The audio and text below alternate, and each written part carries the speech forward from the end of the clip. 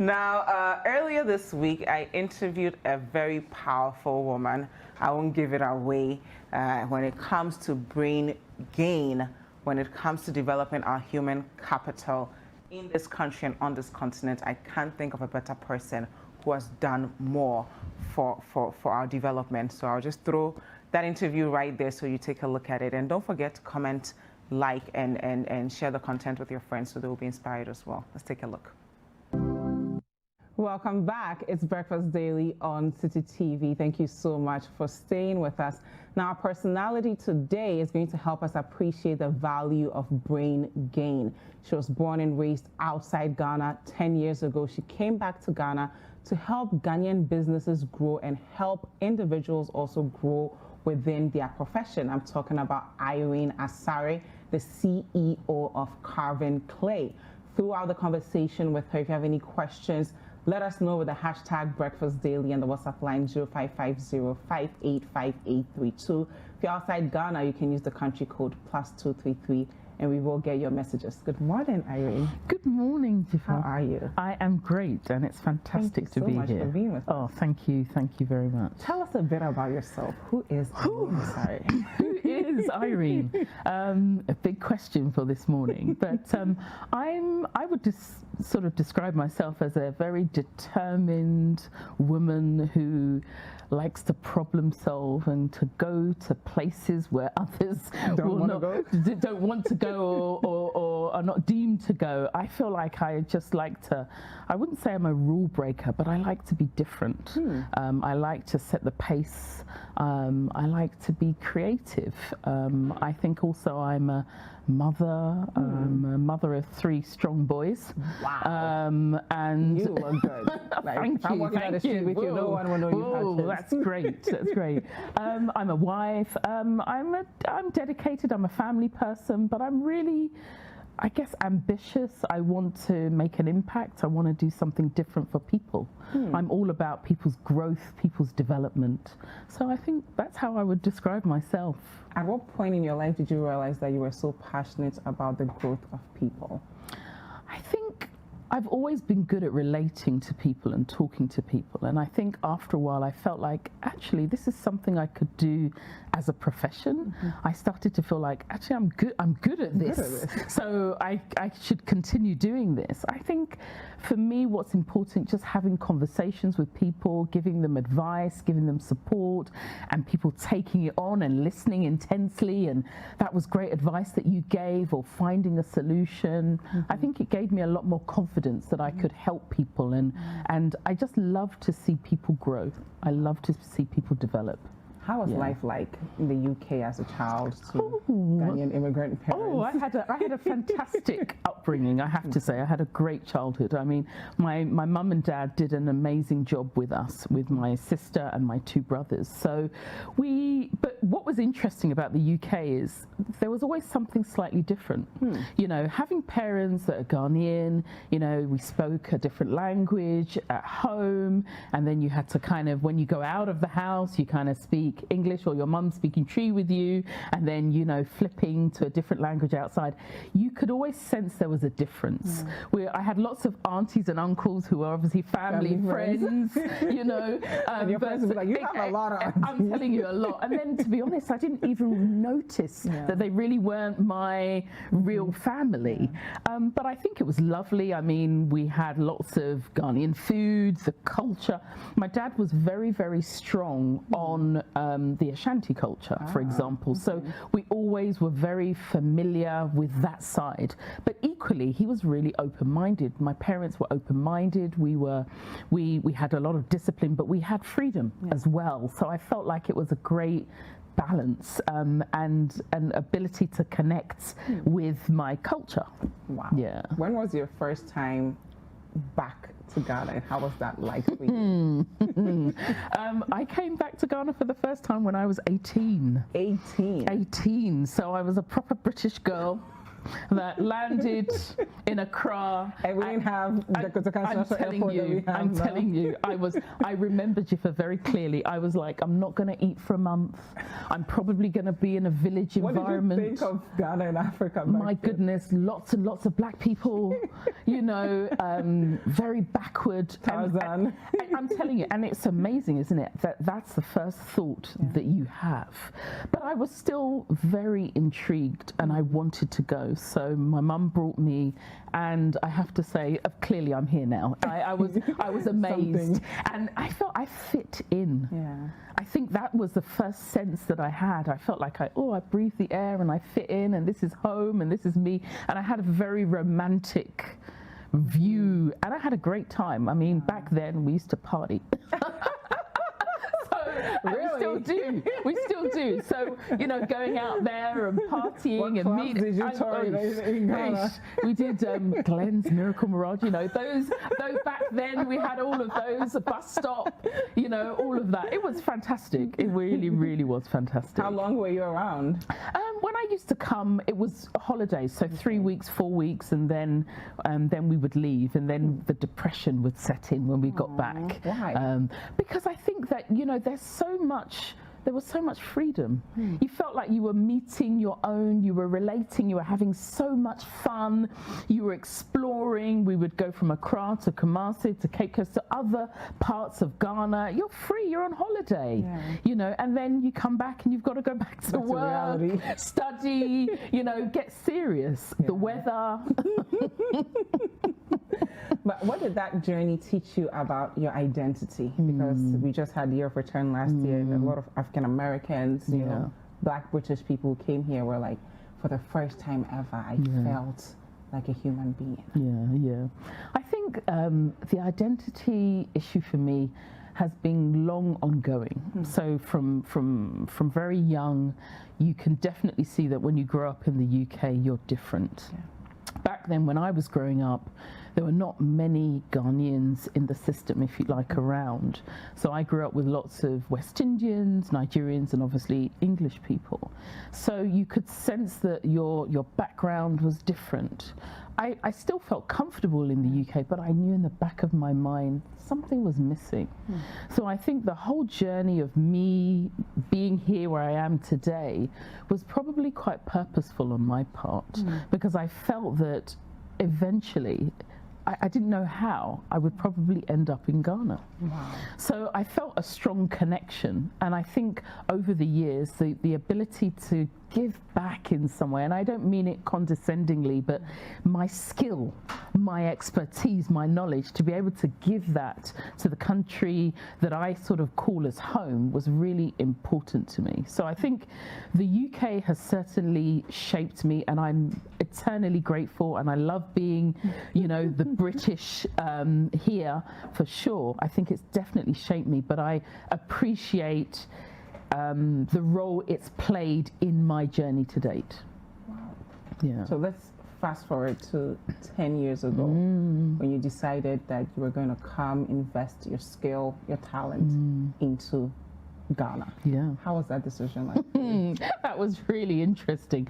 I made that decision, me and my husband made that decision in a month.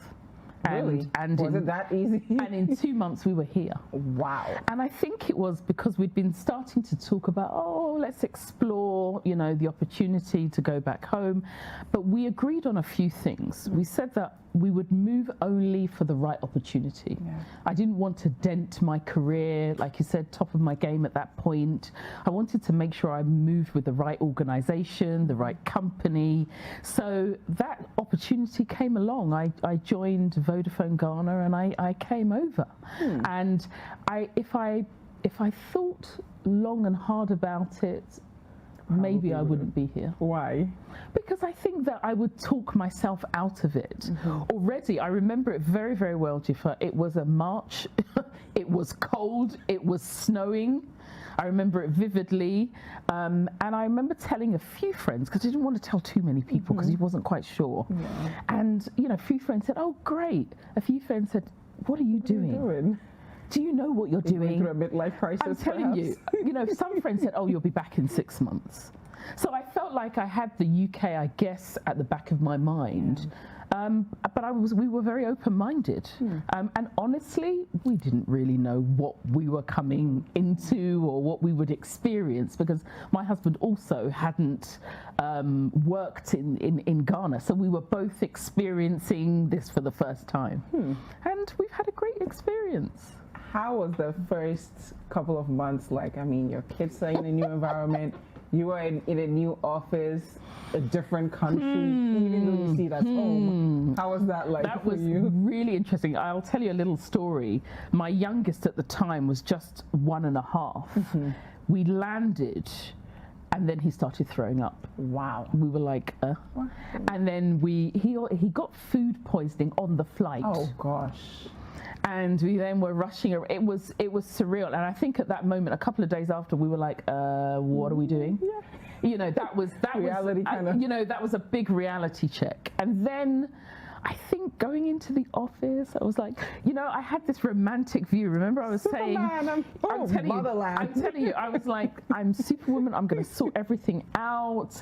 I also had a romantic view of it's party. So we'll do a little bit of work. I was so wrong on every level. I met, and it's important to say, I met fantastic people that were equally or even better qualified and experienced, right? I met wonderful people that I could engage with. I met people I could challenge and they could challenge me.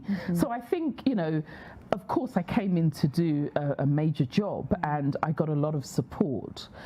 What was also interesting and a little bit disheartening, I have to say, is, you know, coming in and it's like, oh, this woman who's got this accent, you're not Ghanaian. I'm like, I have just come from somewhere where I feel like I'm not quite fitting, and then I come home.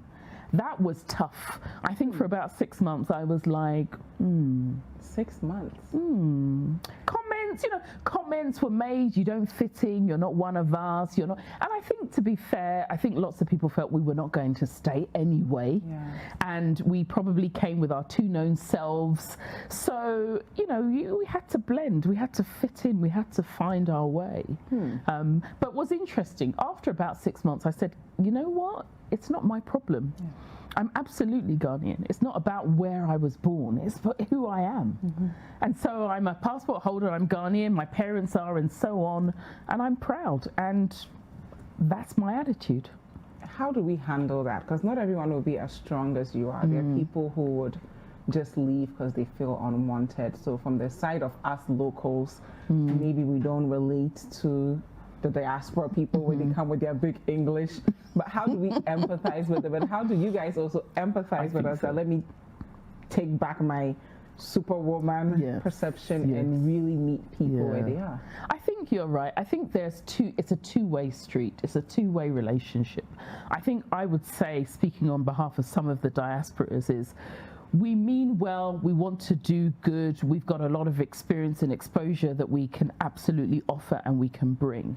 I think that we need to be more humble, we need to be more relatable, because actually we are generally very similar in our thoughts. We want the best. I think it is about our approach and how we go about doing things as well. I mean, there are many reasons why also diasporas come to Ghana, right, or come back. Some of it is to do the give back, some of it is it wasn't really working out over there. There are many reasons. So I think that we need to be humble and understand, and I think you need to take time to assess your environment and not go charging in. Equally, what I would say about Ghanaians who are born and raised here and who are here is be open-minded. I find sometimes there are a lot of cliques. So if you're not part of the clique, you're not let in. So, and I think it's interesting, and I don't always think people know that they're consciously doing it, but it's a bit like if we all went to the same school, or we all went to the same church, or we tend to stick together. And I think we should try and be a bit open-minded about letting people in. I'm not saying it doesn't happen, but I think just being conscious about that. And I think we can have a great relationship. In fact, we do have a great relationship. I know lots of people that I engage with. We have different upbringings. Of course, if I meet somebody who's grown up in America, they're very different to how I grew up as in the UK or Germany and so on. So we all all have to find our way, and I think we just have common interests. One thing I will say, I remember my oldest son, when he moved and he went to school, one thing he said about Ghana, and he grew up in the UK for a long time, he said, there's one place I feel that I can laugh and be myself. And I think there is no boundaries of being diaspora or being Ghanaian. We generally laugh at the same things. We find the same things funny. Yeah. You know, we have those commonalities. So we have to make it work. Absolutely. Now, when we talk about, you know, natural resources, especially in Ghana, we're looking at cocoa, we're looking at gold, we're looking at bauxite. Sometimes we lose sight of human capital. What has your experience been investing in human capital? I think, what would I say? We still have a long way to go, if I'm honest. We still have a long way to go. But equally, there's lots of opportunities. When I've come over the last 10 years, at least on the continent, I see companies investing in their human capital. I see companies at the top of their game. They've got the development programs, they've got the systems, they've got a great culture, they've got great structures, and people are growing and developing. We're hearing all the time about various awards, accomplishments. So it's happening, definitely. However, there is a proportion in the country that needs support and help and need to see the value. Right, I still sometimes in 2020, I'm still talking about human capital as an administrative function in organizations. And I can tell you the best organizations have great cultures, they have great people, they have great systems, they have great structures. I think I would say to a lot of business owners out there, take the time to invest in it. It will pay you in the long run tenfold. Because if you are a business owner, you think at the moment you don't need to have those structures. I've spoken to some clients that now they're like, oh, if we had started at the beginning with systems and structures and particular policies, we wouldn't be where we are now. Because 10 years down the line, the culture is formed. It's an amazingly difficult job to kind of reverse that culture. So I would say that on the continent, and not just Ghana, because I've worked across Nigeria, I've worked across Angola, I've worked across Ivory Coast and so on, in South Africa, of course. There is similarities. We're people, we're humans. We want the same things. We want recognition. We want good terms and conditions. We want meaningful work to do. So I think that's what I would say. What has been your experience across the continent? You mentioned a few countries. It's been interesting. I mean, each country has its different cultures. But fundamentally, like I said, we are quite similar. You know, so for example, when I went to South Africa, we all know the backdrop of issues that they've had in the past. They also still need talent development. They still need growth. They still are looking for opportunity. They're advanced in some areas. I would say Ghana are advanced in others. They've got many, you know, they've got BEE challenges and so on. So it's a big economy, big opportunities there.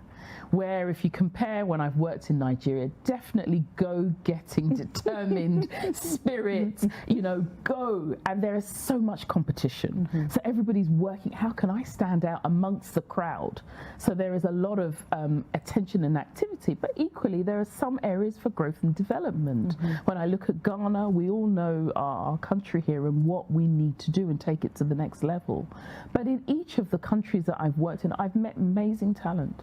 Amazing talent. Equally, I have met talent that I think needs to be developed and nurtured and grown as well. So we really do have similar but different issues and challenges. And part of what I'm trying to do in my organization now is help across the continent raise that practice.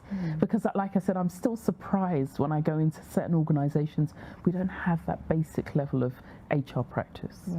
Speaking of HR, a lot of people within that space sometimes focus so much on helping the company reach their goals that they lose sight of the fact that their employees are also mothers, fathers, humans beyond just a number at the job. How do they humanize the way they do their work? I think that's really important, and I think, Dzifa, if nothing else, COVID has taught us a lot. Human life is valuable and precious. You know, when we think about times where you've been a go-getter and you're trying to get to the top, at what cost? You know, at some point, everyone will step aside. We all talk about, you know, if you're not there tomorrow, the organization will find a replacement, right? So I think that what I would say to business leaders, first of all, is also talent. Good talent is hard to find. You want to nurture your people. You want to get the best. You know, we are all at the end of the day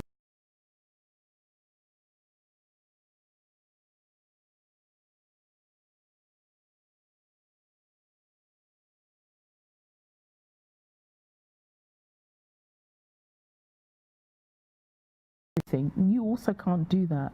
But I tell you, people respect people that have integrity, and their yes is their yes and their no is their no. They know where they stand, and they respect employers that even have an open mind. So I would say to business leaders and managers and so on, think about that, because when you start to develop a culture that's toxic, bad news gets around fast. You know, all of a sudden it's like, oh, that organization, oh, you don't want to go there. People don't stay. There's turnover to your business. Equally, I would say to us as employees of businesses, you know, we've come to do a job. You know, the employer has invested money into growing their business. If we have a successful business, we have a long-term opportunity and job. We have growth. We have many opportunities.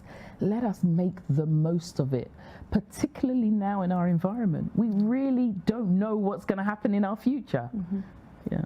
And speaking of COVID, I mean, some of the companies have struggled with employees leaving the minute the going got tough.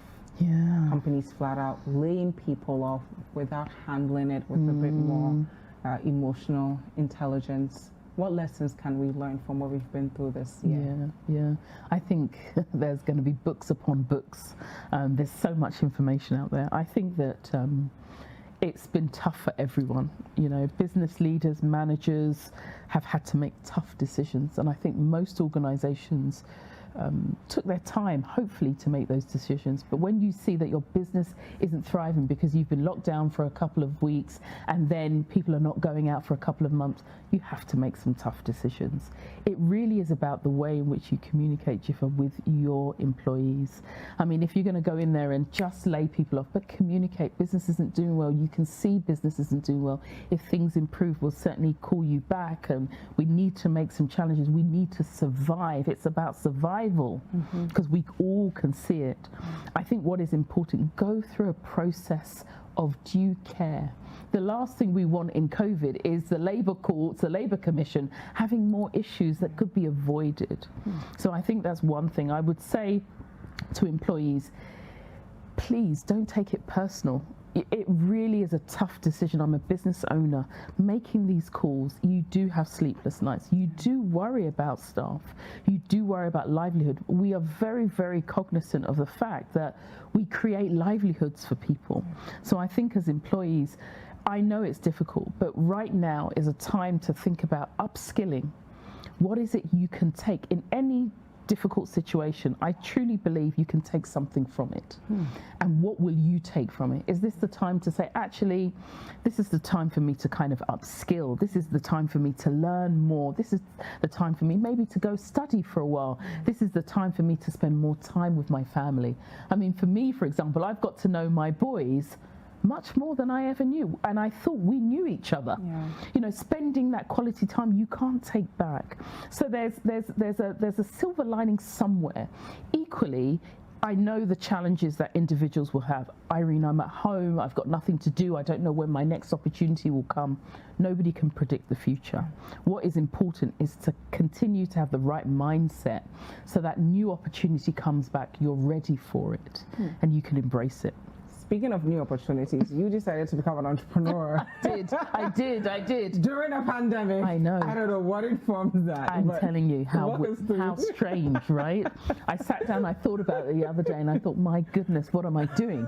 So just before the pandemic, like a week, just before the pandemic, week, I decided, I've always wanted to run my own company and give back, and you know, I'm trying to fill a gap that's out there. So COVID comes, and I think, what am I doing? My first reaction is, this isn't the right time. Yeah. That's what everybody's saying. And then after a couple of weeks, Dzifa, I started to say, hold on a second. One topic that kept coming up is people. Yeah. This is the time that organizations sit down, leaders say, actually, my organization isn't really working. I need to manage how I'm dealing with COVID. I need my best people. And I felt like all of a sudden the conversation started around, okay, we might have to lose people. How do we do that? We might have to restructure. How do we do that? A number of things came up, and it all centered around the business that I'm trying to do. So that's what gave me the confidence to continue to still keep doing what I'm doing, because I truly believe that this is definitely needed on the continent. An HR practice, an HR consultancy, an advisory service that really understands what goes on the continent, I think is really important. And how did you want to differentiate Carving Clay from all the big brands that I you've worked know, with my and goodness. I think I like to differentiate for the fact that I'm leading it. I've got a lot of experience over 25 years doing HR practice. I think the fact that I've been fortunate over the last 10 years to be working on the continent and across these countries, I think has given me an added advantage. I think that I'm trying to challenge the status quo. Okay. When we see the status quo at the moment, it's the norm. Oh, go see the HR manager and do some admin. I want to bring other conversations to the table. When you have an HR person sitting in your boardroom, I can talk to you about the company's numbers, the company's performance, how that will impact productivity, the talent. You know, sometimes gaining the talent can make all the difference to your organization at that moment in time. Making sure we steer away from union issues or labor relations issues or employee engagement. So I feel that me leading with my years of experience helps. Having a dynamic team, you know, the ability to respond fast, the ability to respond quickly, the ability to know what you need. Why do I say that? Because I've sat on that side. I'm not coming from a pure consultant and, you know, doing lots of research. I've lived it. There are many situations I would be challenged to see situations I haven't known about or been exposed to, because I've worked also across so many different industries. So it's not just banking, telecoms, oil and gas, it's so many. So I feel that hopefully that's what will make us different. And I pride myself in my work. It's about the standard. You know, the type of standard I'm trying to set is really important. How's the experience like building a brand new baby, coming from a place where you work with big brands? You walk into a room, everyone knows the brand that you're working with. And then I go in as Irene. Go in as CEO of Carving Clay. CEO of Carving Clay. I think it's a transition. You have to be honest. It's a transition. You know, you go and your name speaks before you. I think that's still keeping me in good stead today, right? But I think it's a transition. I think also I got to the point in my career that I knew this is the next step for me. So I think your mindset has to change. You have to realize it. And I'm determined, Dzifa, to build the same reputation in this industry, in my new company. I'm determined that when we talk about HR practice in the future, Carving Clay is amongst the names that we talk about. So it's a challenge. It's still work in progress, I have to say, but I'm getting there. It's really about what I can deliver for you and the value that I can bring to your company. So that's the focus. Let's talk about mentoring. Oh yes, yes, yes. Why mentorship? Oh, it's really dear to me. It's dear to me because, and I say this on two levels, and hopefully folks will understand. When I talk about the name Carving Clay, it's about carving a piece of wood and molding clay. And people think, when you bring that together, for me, it's about carving people. So me as an individual, as Irene, I've been carved throughout my career. I've been molded as a person, and I've been shaped to be who I am today. I think about that when I relate that immediately to mentorship. I've had some amazing people who have looked out for me. Managers, colleagues, people afar who've said, I see something in you and I want to help nurture that. I never had a formal mentoring program where this was deliberate. This was all ad hoc. So one of the things that I did when I came back or onto the continent is it was bugging me. I met a number of young early career HR professionals that kept saying, can you be my mentor? Can you be my mentor? And after a while, I had too many. Yeah. And so I sat down and I thought, what is a program I can actually design that can be very deliberate? Because I'm concerned on two levels. I had a lot of people that were approaching me that needed help. They were the lone HR person in their organization. Their MDs and so on were not listening to them. They needed support. So I crafted this 12-month program. When I crafted this 12-month program, I said to myself, honestly, will people do this for 12 months? Will you assign you a mentor, come to monthly coaching sessions, have resource sessions? At those days, we didn't even do webinars. Come in, engage. And can you believe it? I did the first mentoring program. There were participants who never missed not one wow. coaching session. I was really fortunate. I have amazing colleagues in the industry. I was able to pull on my other colleagues, other HR practitioners who came in and gave resource talks and had discussions. And Dzifa, I could see people develop. It's not something that I'm saying and it's a mentoring program. It has impacted people where HR professionals who were not confident have now grown confidence through the program. They also instantly created a network for themselves, which they didn't have before.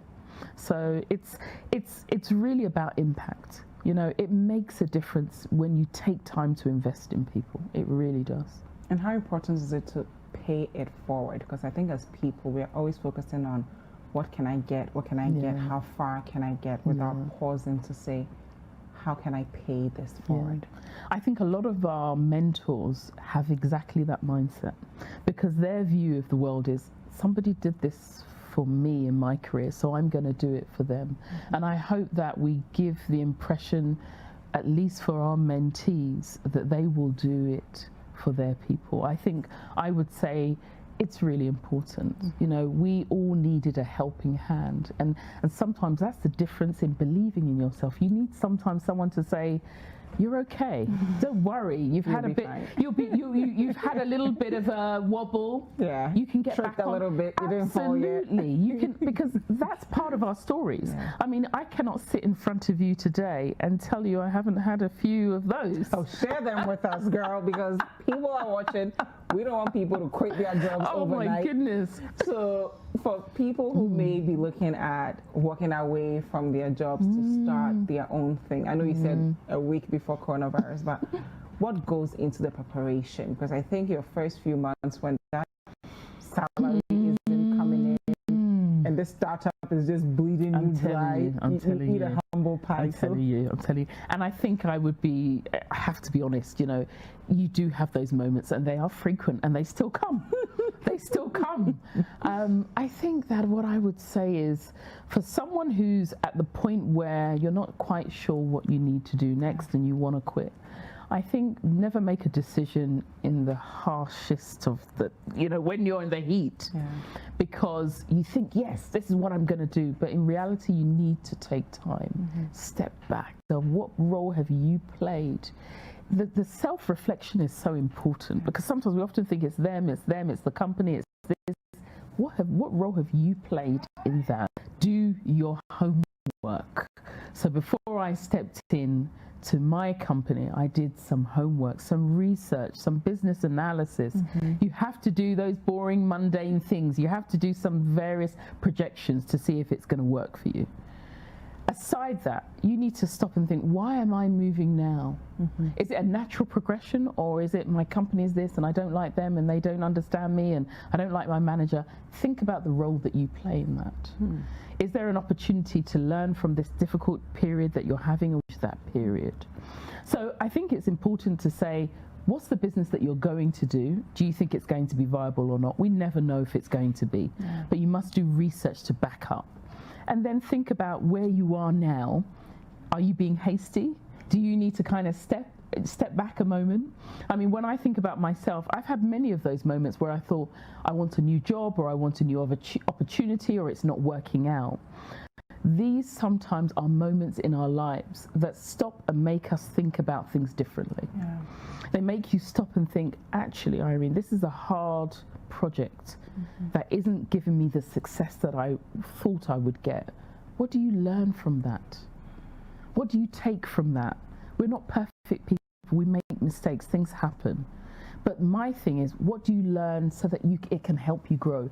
So that by the time, Dzifa, you're ready to make that move, you're making it on a very level playing field.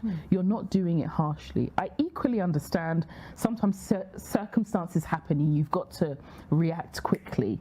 Being able to react quickly into the market and develop or push a product or something is also important. But it's important to have your homework and do your homework well. Wow. Yeah.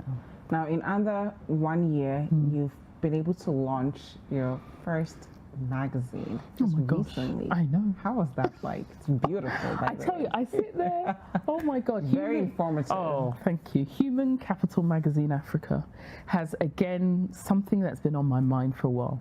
I wanted a resource that was African, Pan-African, that would be useful to you, to business leaders, managers, practitioners. I wanted it to be content rich, and hopefully I've achieved that. And I wanted to draw the attention of people that are not always in the limelight, but are doing amazing works. So I thought about this 6 months ago, and I said yes, and it wouldn't be so difficult. How wrong I was.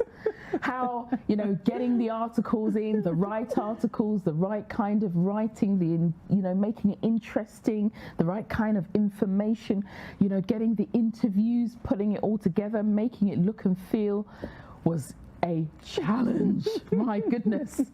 But I also wanted it to be digital. Look where we are now. Things are online. Things are very much digital. So I wanted that resource so that everyone in Africa and the rest of the world can access it. So I sit down and I shake my head sometimes because I'm still surprised. I'm still amazed. But it just shows you what you can do if you put your mind to it. Wow. It really does. What drives you? I'm my worst critic.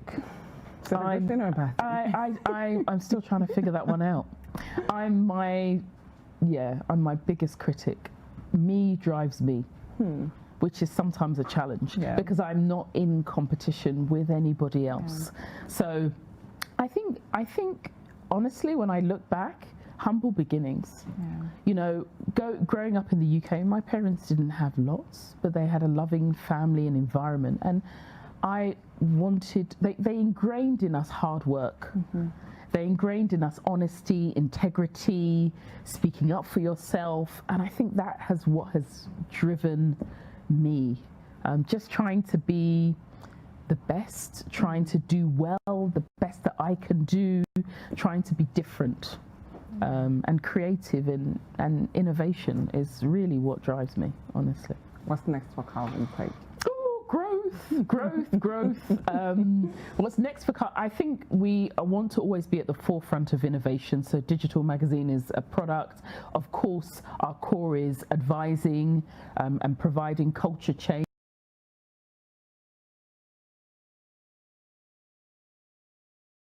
Invested in the development of this continent. Company to really go anywhere. Breakfast Daily will be right